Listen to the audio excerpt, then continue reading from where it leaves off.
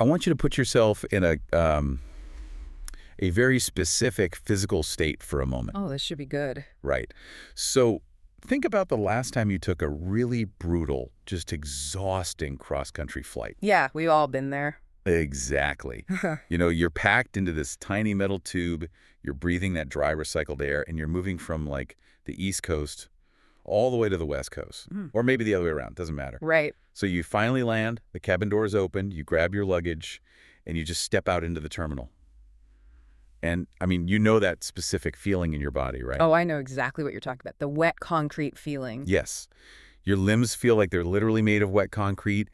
Your eyes have that dull, scratchy burn right behind them. Like you haven't blinked in 3 hours. Exactly, yeah. And your internal clock is just screaming at you that it's like 3 in the morning. But you look out the window, and the sun is blindingly bright. People are just sitting down for a mid-afternoon coffee looking totally normal. Right. And you're just trapped in this completely disorienting physiological fog. You are just entirely jet-lagged. It's the worst. You feel completely detached from reality. So now I want you to hold on to that precise feeling, that deep, inescapable bodily weariness.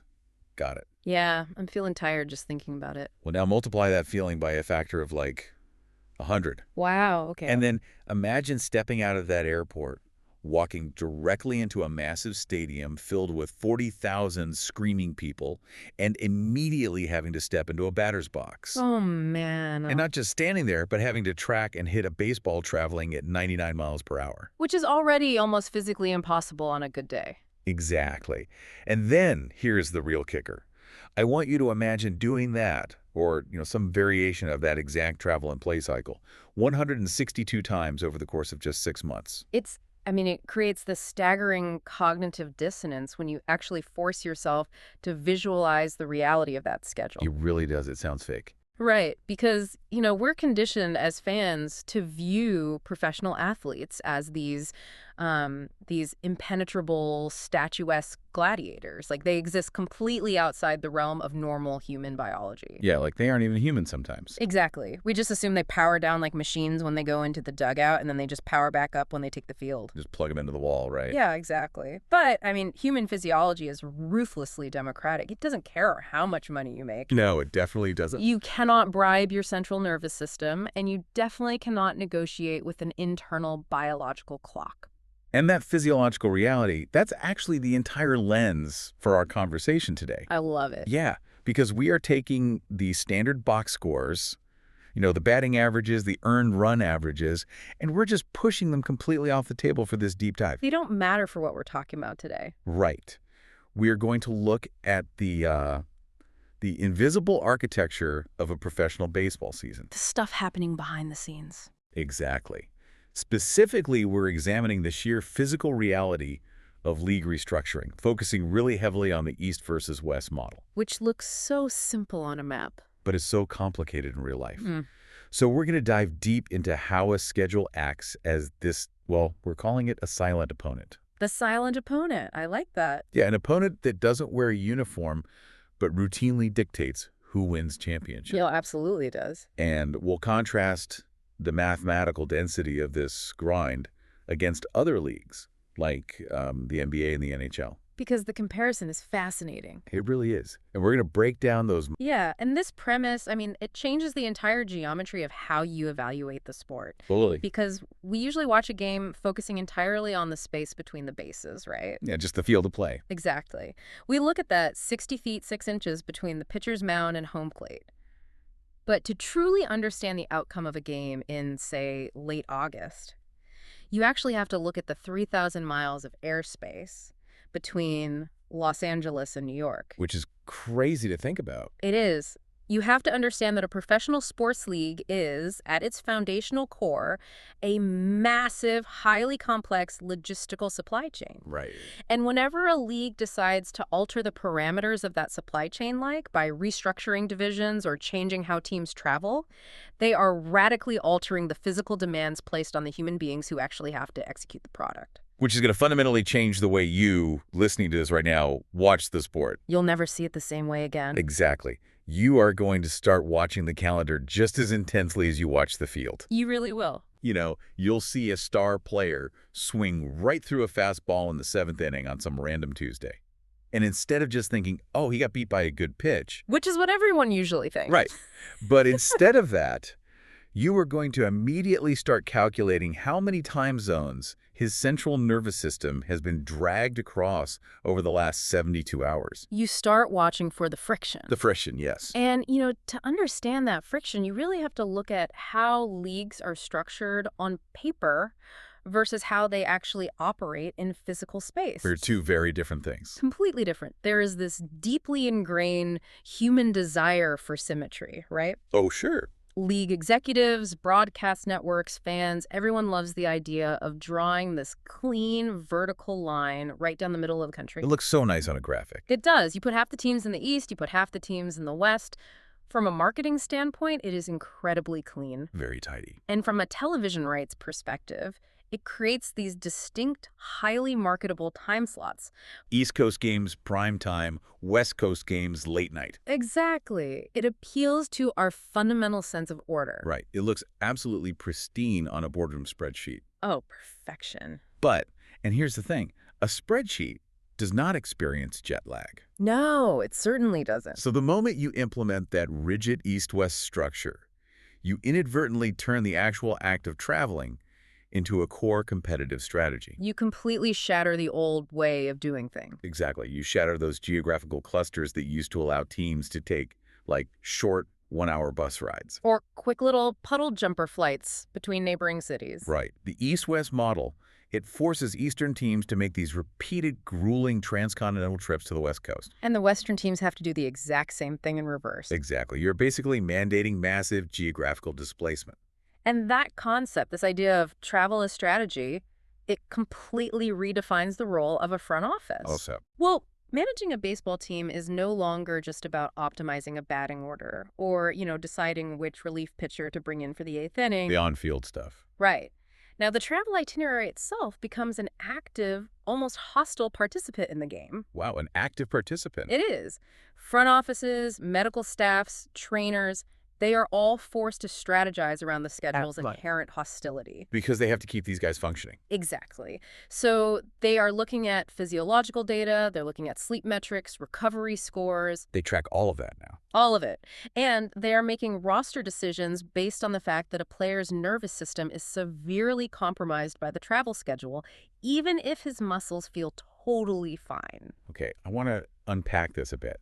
Think about it like a massive corporation deciding to restructure its entire delivery network. Oh, that's a great way to look at it. Right. So the executives in the boardroom, they look at the new map on the wall, and they're high-fiving each other because they've streamlined all the regional boundaries. It looks incredibly efficient from up there. Exactly.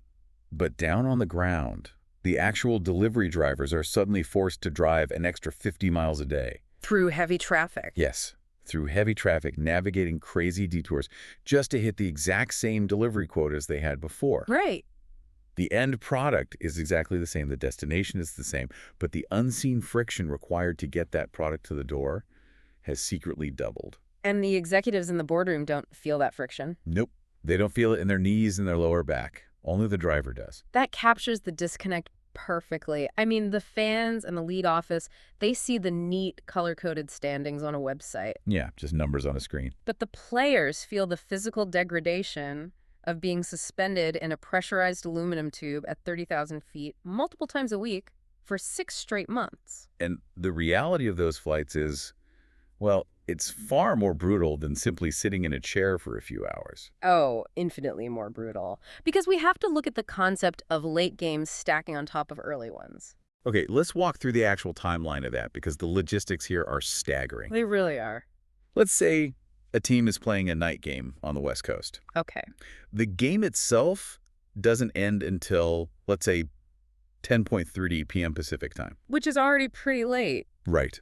And the players don't just magically teleport to their hotel rooms. No, the night is just starting for them in a way. Exactly. They have to do post-game media. They have to sit in the ice tubs to manage the acute inflammation from the game. Which is critical for recovery. Yeah. They shower, they pack all their massive amounts of gear, and then they finally board the team buses. And that takes time. A lot of time.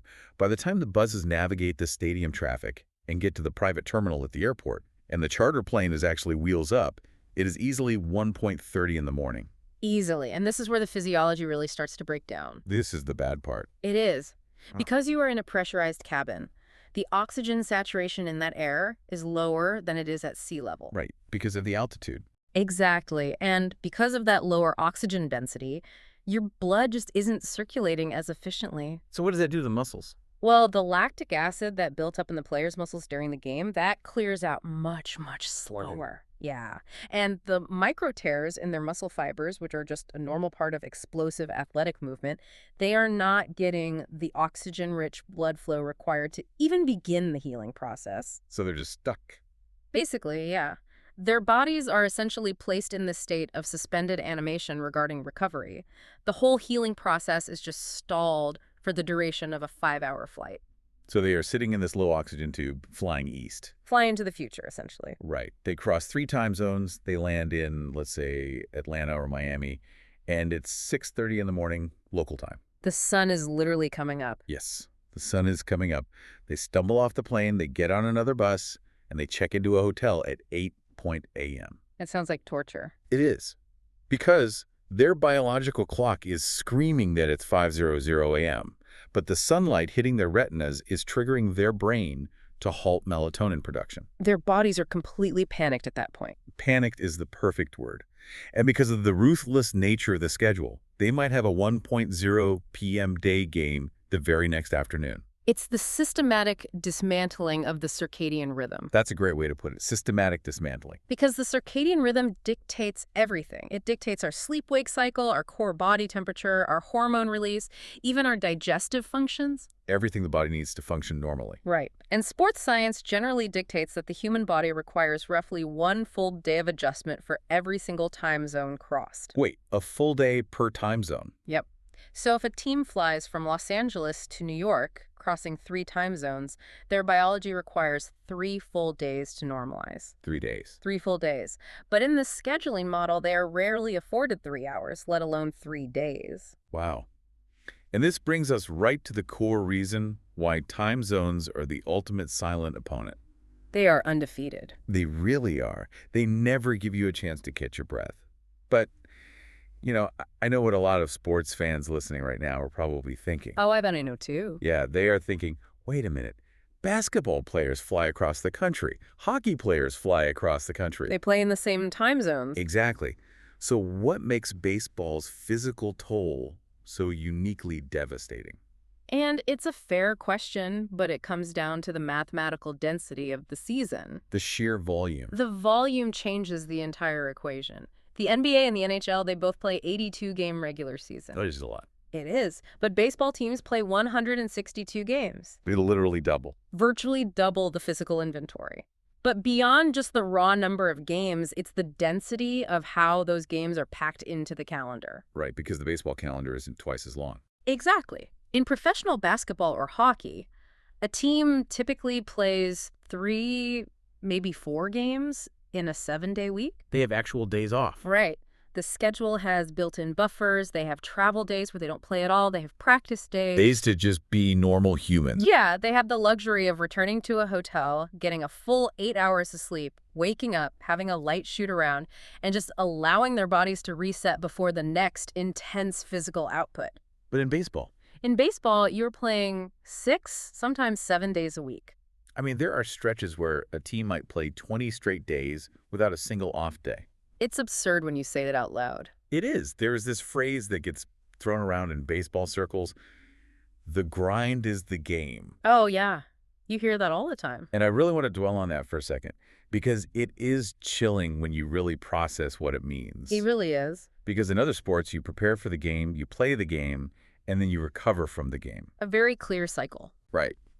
But in baseball, the entire 6-month block of time, that is the event. The whole thing is one big endurance test. Yes. The survival of the schedule is the primary athletic achievement, and the baseball games are almost just these things that happen along the way. Yeah, it requires a completely different paradigm of endurance. How so? Well, when we think of endurance in sports, we usually picture, like, a marathon runner, or maybe an NBA point guard running up and down a 94-foot court for 40 minutes. Heavy breathing, sweating buckets. Exactly. We think of cardiovascular capacity. But baseball does not require that kind of continuous aerobic exertion. Right. There's a lot of standing around. Right. But what baseball requires is systemic and neurological endurance. Neurological endurance. That's interesting. It's the capacity to wake up in a different city, in a different climate, in a completely compromised time zone, put on a uniform, and execute highly complex, explosive, anaerobic movements every single day. And doing all of that without ever entering a true recovery phase. Exactly. It's punishing on the nervous system. But consider how modern sports culture handles that exact kind of physical stress right now. You're thinking of load management. Yes. In the NBA, load management is this massive, highly debated part of the culture. Everyone argues about it. They do. Teams openly sit their totally healthy star players on the second night of back-to-back games. Just to keep them fresh. Right. They strategically rest players to preserve their knees, their ankles, and just their overall career longevity. And science backs that up. It does. The culture of basketball has completely accepted the scientific premise that playing 82 highly competitive games at maximum effort is physically impossible without suffering structural breakdown. Which is true. It is impossible. Right. Yet baseball players are out there on the field for 162 games. Double the games, half the rest. Exactly. So if the incredible elite athletes in the NBA need scheduled days off just to survive an 82-game season, how on earth is the human body physically processing the toll of changing 3 time zones and playing a fast-paced, high-stakes baseball game 12 hours later without the player simply collapsing on the diamond? Well, the reason they don't collapse in a heap on the pitcher's mound is due to the specific nature of the exertion. Okay, break that down for us. Like we said, basketball is a game of continuous motion. It demands both aerobic and anaerobic energy systems simultaneously. You're always running. Right. But baseball is a game of intense, explosive bursts separated by long periods of relative stillness. Yeah, you stand in the outfield for 20 minutes, and then suddenly you have to sprint 30 yards in 3 seconds to dive for a line drive. Exactly. So the muscular failure looks different. It's not a lung-busting collapse. But more importantly, the neurological tax in baseball is arguably the highest in any sport. Because of the hand-eye coordination required. Yes. And the nervous system doesn't collapse in a dramatic, highly visible way. It degrades. It degrades. Okay. Slowly and quietly. And that is precisely the battlefield where the time zones wage their war. Yes. The silent opponent doesn't tear your ACL. No, it's not a sudden snap. Right. It attacks your central nervous system. It creates these tiny micro failures. Which are so hard to spot. They are. Because we don't see guys passing out from exhaustion, we really have to adjust our perspective. We have to zoom way, way in. Yeah, exactly. We have to stop looking at the macro level of flight paths and standings and zoom all the way in on the microscopic movements of the human body. Which brings us to the fraction of a second. Yes. We need to talk about the concept of a fraction of a second. Because to a layperson, a fraction of a second is entirely meaningless. It's nothing. Right. It's the time it takes to blink or to, click a mouse button. Barely registers in normal life. Exactly. But in the context of elite athletic competition, a fraction of a second is an absolute chasm. It's an eternity. It is the entire difference between a Hall of Fame career and being sent down to the minor leagues. Because hitting a major league fastball is widely considered one of the most difficult, discrete, physical tasks in human existence. Let's actually break down the literal mechanics of that task because it highlights exactly how travel fatigue destroys performance. Let's do it. Okay, so a pitcher releases a fastball traveling at 95 miles per hour. Which is terrifyingly fast. Right. From the exact moment that baseball leaves the pitcher's fingertips to the moment it crosses home plate. Yeah. The batter has approximately 400 milliseconds. Less than half a second. Less than half a second to complete an incredibly complex chain of biological events. And it has to be flawless. In the first 100 milliseconds, the batter's visual cortex has to pick up the ball against the background of the stadium. Among all the fans in the seats. Right. It has to recognize the rotation of the seams, identify what type of pitch it is, and mathematically estimate its trajectory and final destination. In 100 milliseconds. Yes.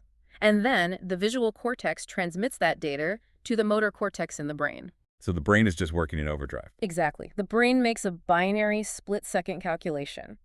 Do I swing or do I take the pitch? Okay, so let's say the brain decides to swing. Then it has to fire electrical signals down the spinal cord. It has to activate the legs to stride, The core to rotate, the shoulders to open, and the hands to whip the bat through the zone. and all of that biological communication has to happen flawlessly before the ball travels 60 feet and 6 inches. It's a miracle it happens at all, frankly. Seriously.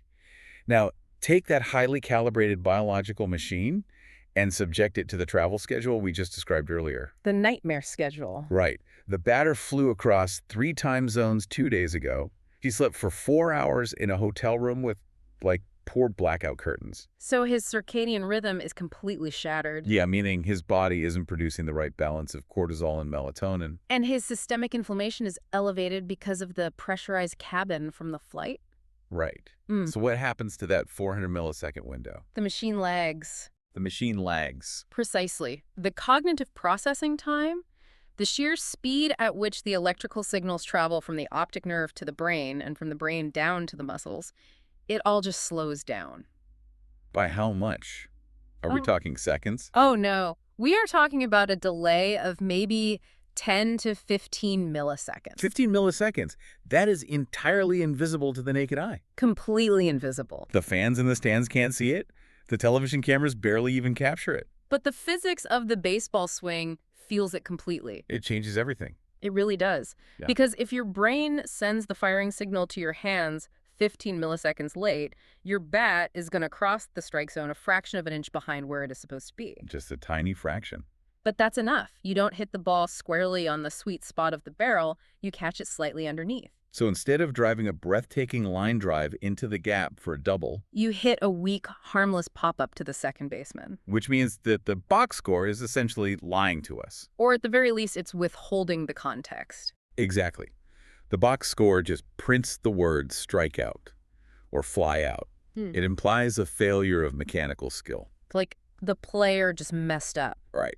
But it doesn't tell you that the batter missed the fastball because his central nervous system was still operating on Pacific Standard Time while his body was standing in an Eastern Time Zone batter's box. It's not a catastrophic car crash. No, it is rust. Rust, that is the perfect conceptual metaphor for this specific type of fatigue. Because it's slow. Exactly. Rust does not happen overnight. You don't park a brand new car in the driveway and wake up the next morning to find it entirely oxidized. Right, it takes time. It happens quietly, relentlessly, over a long period of time through constant exposure to harsh elements. And in this context, the harsh elements are the travel, the lack of sleep, the pressurized cabins. The disruption of the routine, those are the corrosive elements. They are slowly oxidizing the player's athletic capabilities. And, this slow oxidation applies just as heavily to the pitcher standing out on the mound. Oh, absolutely it does. Because when a pitcher misses his location, we always assume he just made a bad throw. We blame his mechanics or his focus. Right.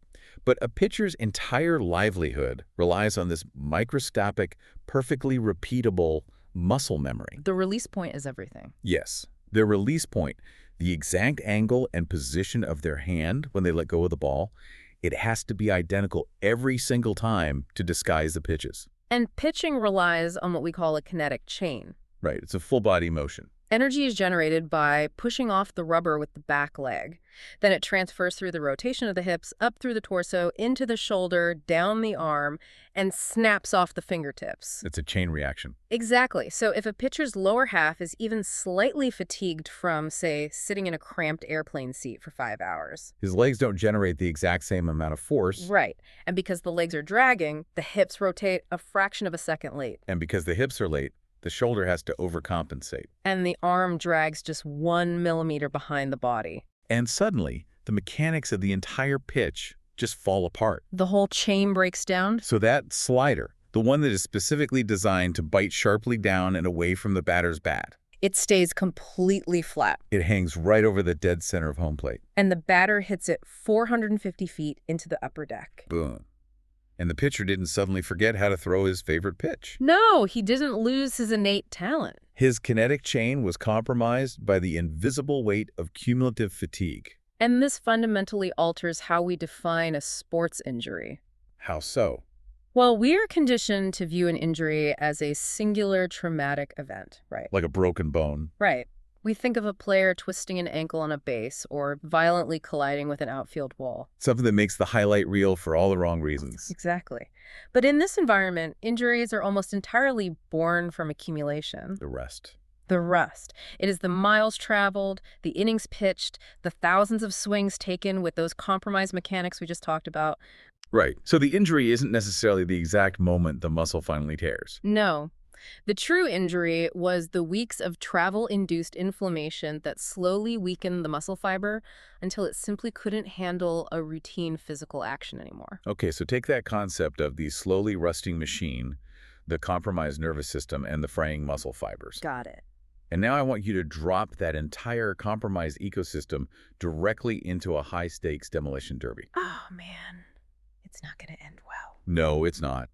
Because we have to look at what happens when you combine this physical exhaustion with the specific competitive structure of the East-West model.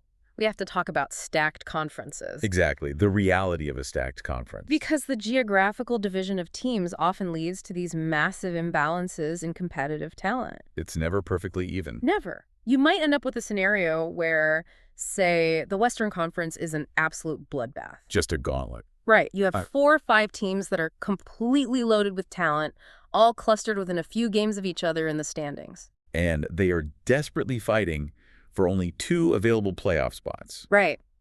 Now, in a balanced, low-stress environment, a great team can manage their physical ledger. They can pace themselves. Exactly.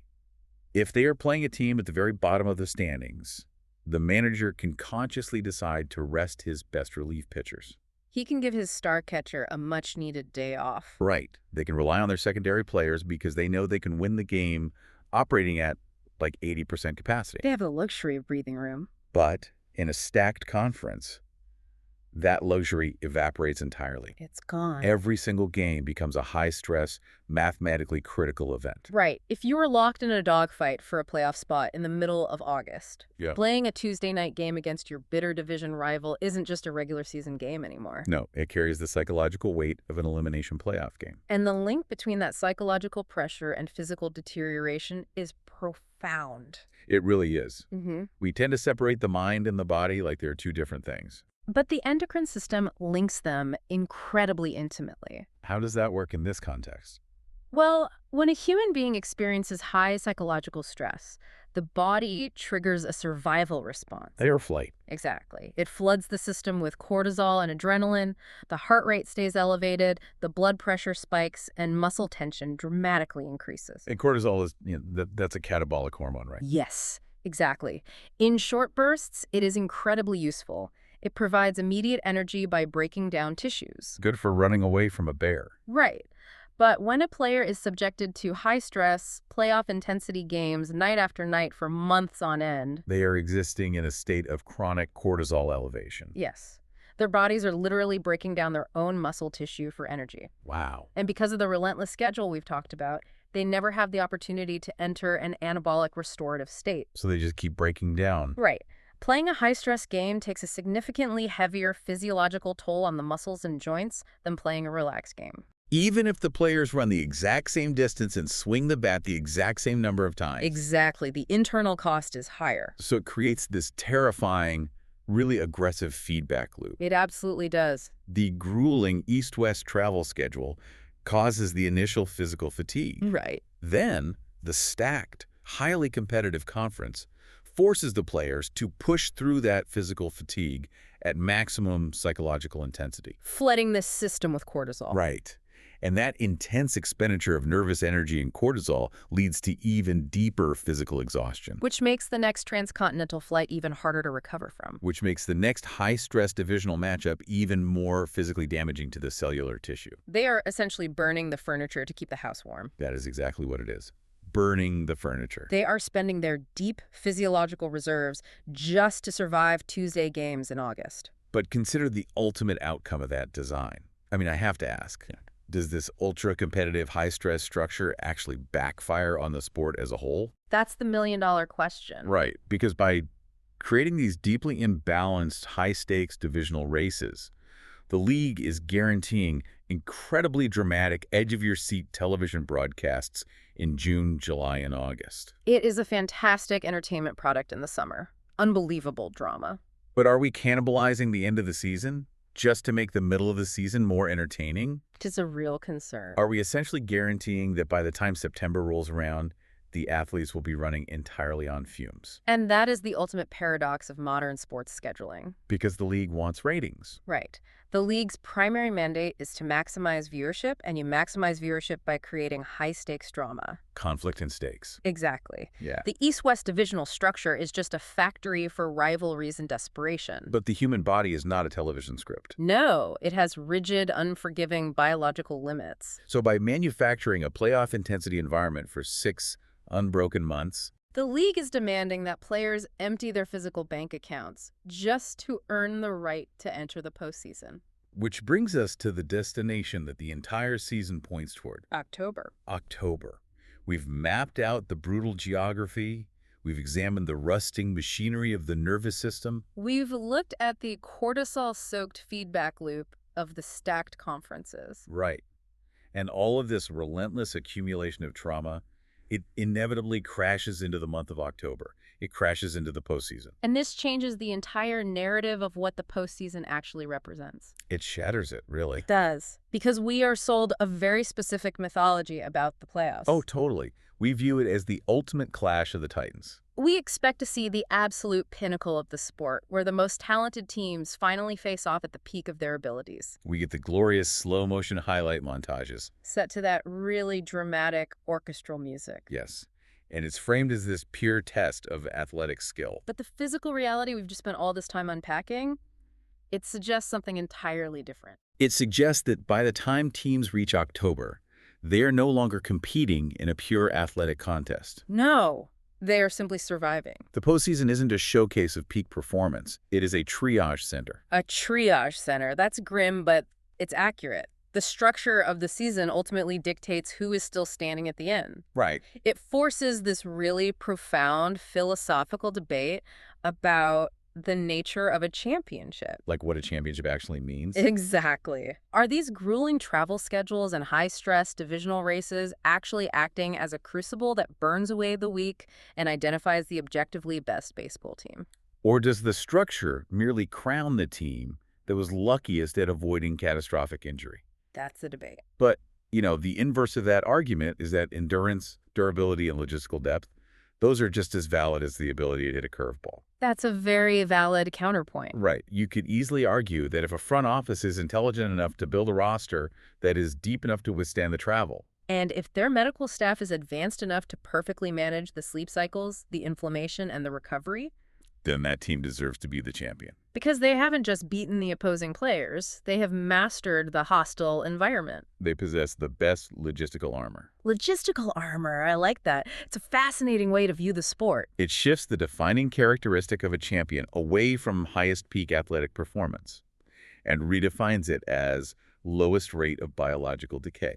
But as a fan of the game, you really have to ask yourself if that is what you truly want the sport to measure. Right. Do we want the defining moment of the World Series to be decided because one team's star center fielder managed to not pull his hamstring while running out a routine ground ball? Simply because he had a slightly better sleep score on a flight from Seattle to New York 3 weeks prior? Yeah, that feels incredibly hollow. It reduces the majesty of the sport to a battle of spreadsheets and sleep pods. It frames the entire season as a physiological ledger. A ledger where every single mile traveled is a withdrawal from a player's physical account. Let's visualize that ledger. Okay. So if Team A, based on the East Coast, has been forced to fly 50,000 miles during the season to play their divisional games. Wow, 50,000. Right. And Team B, clustered tightly in the Midwest, has only flown 35,000 miles. That's a huge difference. It is. Team A has endured a significantly heavier, denser physical burden, even though both teams played exactly 162 games. So Team A's ledger has 15,000 more miles of joint inflammation 15,000 more miles of sleep deprivation. and nervous system degradation. Exactly. And when those two teams finally meet on the field in October, Team A might look vastly superior on paper. They might have a higher team batting average. They might hit more home runs. They might have pitchers who throw harder. But Team B is stepping onto the field with thousands of fewer miles of accumulated trauma in their muscle fibers. Team B has a central nervous system that fires a fraction of a millisecond faster. And as we established earlier with the rust analogy, that microscopic fraction of a millisecond is the entire difference between a swing and miss and a game-winning home run. So the question hovering over the playoffs isn't just who is the best. No. The question is who is left. And we see the visual evidence of that reality every single autumn. We really do. You look at the rosters of teams playing deep into October, and it resembles a list of the walking wounded. It really does. You see pitchers gritting their teeth, trying to generate velocity with completely dead, fatigued arms. You see hitters aggressively swinging the bat while dealing with severe oblique strains, Their torsos wrapped tightly in medical tape. relying on anti-inflammatory injections just to rotate their hips, They are holding the machinery together with medical tape and sheer willpower. because the machine cannot be turned off. The grind is the game. Once that 162-game schedule begins, you are locked into the supply chain until the final out of the World Series is recorded. Man, this entire deep dive really changes the scale of how we observe the sport. It scales from the massive down to the microscopic. Right. We started our conversation from 30,000 feet. We looked at a massive map of the country, divided neatly into East and West conferences. The boardroom view. The boardroom view, exactly. We looked at the macro-level logistics of airplanes and time zones. And then we slowly, methodically zoomed all the way in. We zoomed past the stadiums, past the dugouts, past the players' bodies. Until we were looking at the microscopic delay of an electrical signal traveling from an optic nerve to a muscle fiber. We connected the massive continental geography to the invisible cellular biology. We realized that the clean, aesthetically pleasing division of the map is actually a rigid blueprint for physical exhaustion. It is a schematic designed to produce microfailures. And the density of the volume, combined with the geographic punishment of the travel, it makes this specific athletic grind unlike anything else in professional sports. It's totally unique. We've learned that when a batter strikes out, it isn't always just a case of a good pitch beating a bad swing. Sometimes it is the Pacific time zone beating the Eastern time zone inside the batter's neurological pathways. And we've seen how stacked conferences turn the middle of the summer into this psychological pressure cooker. A pressure cooker that accelerates the physical breakdown of the athletes by flooding their systems with cortisol. It really demands a profound shift in how we consume the entertainment. It does. You have to stop demanding absolute perfection from these players. Right. You can't expect them to operate like video game avatars anymore. No. You start developing a deep appreciation for the sheer resilience of human beings trying to survive a deeply flawed, inherently punishing logistical system. It entirely rewrites the narrative of the season. So as we wrap up this exploration, I want to remind you, the listener, of the brand new lens you have acquired today. Use it next time you watch a game. Exactly. The next time you are sitting in your living room watching a crucial late-season game in September, or an incredibly tense, high-stakes playoff matchup in the freezing cold of October. Yeah, picture the scene. When you see a superstar player, a generational talent who usually hits absolutely everything, throw in his way swing just a millimeter under a fastball. Or when you see an elite, dominant closer accidentally hang a breaking ball right down the middle of the plate. Don't just yell at the television screen. Take a breath, pull out your phone, and look up the team's schedule. Track their flight paths over the last week. Calculate the time zones they've crossed. Visualize the invisible heavy weight of the schedule that the player is dragging into the batter's box with them. It allows you to actually see the silent opponent sitting right there on the field. Exactly. It reveals the true nature of the contest. Which leads me to one final, lingering thought for you to chew on long after this deep dive is over. Oh, this is the big question. It is, if the ultimate foundational goal of professional sports, the reason we tune in, the reason we buy the jerseys, the reason we care so deeply, Yeah. if the goal is to witness the absolute peak of human athletic achievement, if we genuinely want to see what the human body is capable of executing at its maximum unhindered potential, Right. does an ultra-punishing, travel-heavy, 162-game structure actually prevent us from ever seeing it? That is the thought that keeps you up at night. Because by the time these elite athletes reach the most important games of their entire life on the biggest stage in October, are we ever actually seeing them operate at 100% capacity? Or are we only ever watching the exhausted ghosts of their potential, fighting through the thick fog of 1,000 miles? It brings us right back to where we started. It's like stepping off that cross-country flight, feeling that deep, bone-weary jet lag, only to realize the flight never really ends.